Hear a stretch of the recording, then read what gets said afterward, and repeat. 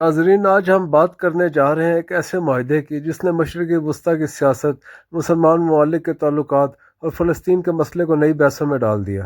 یہ ہے Abraham accord. یہ معاہدہ کیا؟ اس کا مقصد کیا ہے؟ کیا یہ فلسطین کے خلاف ایک نئی سازش ہے؟ مشرقی وسطی میں اس کے کیا اثرات مرتب ہوں گے؟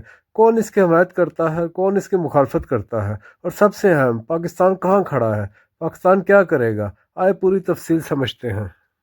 ابراہم ایکارڈ 2020 میں امریکہ کی ثالثی سے ہونے والا ایک سفارتی معاہدہ ہے جس کے تحت متحدہ عرب امارات، بحرین، بعد میں مراکش اور سوڈان نے اسرائیل کو تسلیم کرنے، سفارتی تعلقات قائم کرنے اور دو طرفہ تعاون بڑھانے کا فیصلہ کیا۔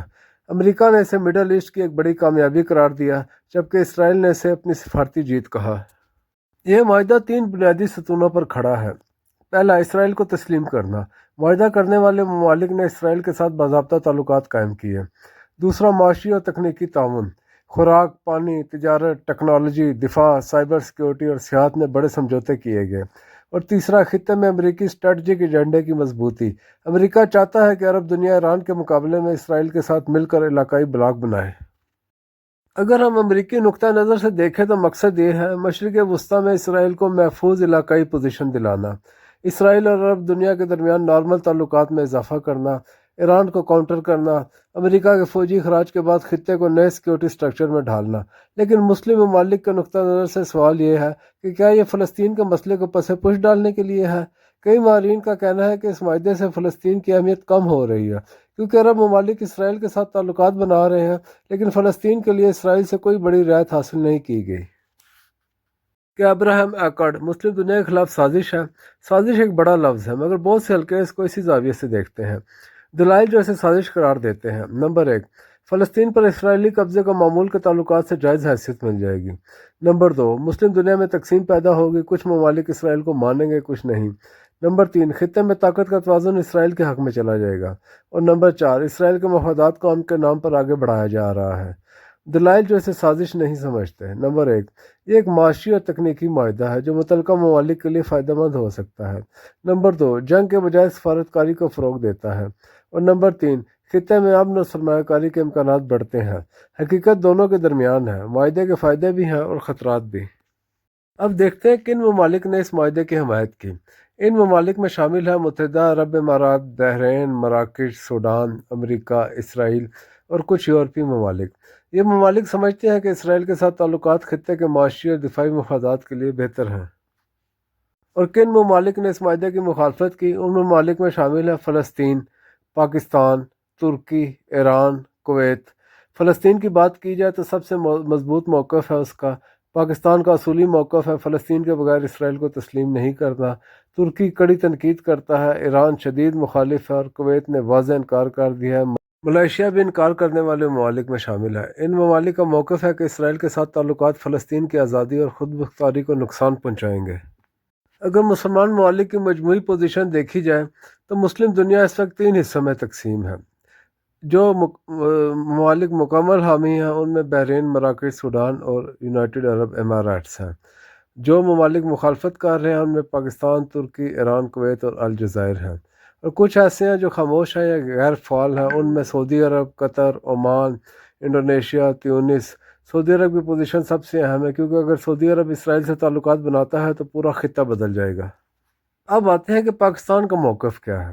پاکستان کا موقف دونوں حکومتوں، ماضی اور حال میں یکساں رہا ہے۔ جب تک فلسطین کے مسئلے کا منصفانہ حل نہیں نکلتا، پاکستان اسرائیل کو کبھی تسلیم نہیں کرے گا۔ پاکستان کے لیے مسئلہ صرف سفارتی نہیں، یہ اصولی، مذہبی، تاریخی اور عوامی جذبات سے جڑا ہوا ہے۔ پاکستانی عوام اور ریاست دونوں ایک بات پر متفق ہیں: فلسطین کے بغیر اسرائیل سے تعلقات ممکن نہیں۔ ساتھ ہی پاکستان عرب ممالک کے فیصلوں کا احترام بھی کرتا ہے، مگر اپنی خود مختار پالیسی کے مطابق چلتا ہے۔ کچھ ماہرین کے مطابق ابراہم ایکارڈ کے علاقائی اثرات ہوں گے۔ ایک تو یہ کہ اسرائیل کا اثر و رسوخ بڑھے گا، دوسرا ایران کے ساتھ تناؤ میں اضافہ ہوگا، تیسرا عرب دنیا میں تقسیم گہری ہوگی، چوتھا خطے میں امریکی اسٹریٹجک بلاک مضبوط ہوگا، پانچواں فلسطین کے مسئلے کی مرکزیت کم ہوگی، اور چھٹا پاکستان پر سفارتی دباؤ بڑھ سکتا ہے۔ اب دیکھنا ہے یہ ہے کہ پاکستان کو کیا کرنا چاہیے۔ پہلا، ایک اصولی موقف برقرار رکھنا ہوگا۔ فلسطین بنیادی اصول ہے جسے چھوڑنا ممکن نہیں۔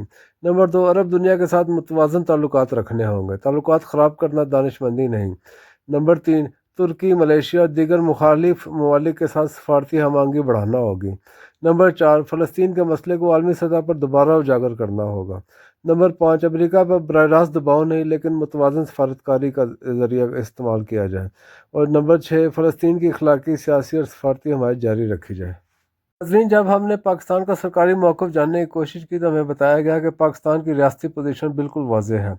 फ़लस्तीनी रियासत के क़याम से पहले इसराइल को तस्लीम नहीं किया जाएगा। पाकिस्तान कहता है कि 2 रियासती हल, 2 स्टेट सलूशन लाजमी है। अल-कुद्स का मुस्तकबिल तय होने तक कोई बाज़ाब्ता कदम नहीं उठाया जाएगा। अब्राहम एकॉर्ड पर पाकिस्तान अभी फासले पर है लेकिन इसके बदलते इलाकाई असरात को गहरी नज़र से देख रहा है। अब्राहम एकॉर्ड मशरिक़ वस्ती की तारीख़ का एक अहम मोड़ है। ये अमन का दरवाज़ा भी हो सकता है और तकसीम की बुनियाद भी। असल सवाल यह नहीं कि कौन सही है और कौन गलत। असल सवाल यह है कि फ़लस्तीन का मुस्तकबिल क्या होगा।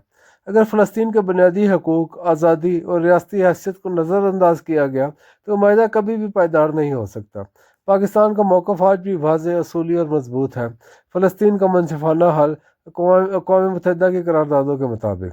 दुनिया बदल रही है, सफारतकारी बदल रही है, खित्ते की सियासत बदल रही है, मगर पाकिस्तान एक बात पर कायम है। फ़लस्तीन के बगैर मशरिक़ वस्ती में कोई हकीकी अमन कायम नहीं हो सकता। आखिर में अब्राहम एकॉर्ड के हवाले से मुस्तकबिल करीब में मुकम्मल हल नहीं आएगा, लेकिन मरहलावार तब्दीलियाँ ज़रूर जारी रहेंगी। मसला फ़लस्तीन ज़िंदा रहेगा, जज्बात ज़िंदा रहेंगे और सियासी हकीकत अपनी जगह चलती रहेगी। नाजरीन, अगर आपको ये वीडियो पसंद आई हो तो इस चैनल को सब्सक्राइब करें और इस वीडियो को लाइक और शेयर करें। शुक्रिया।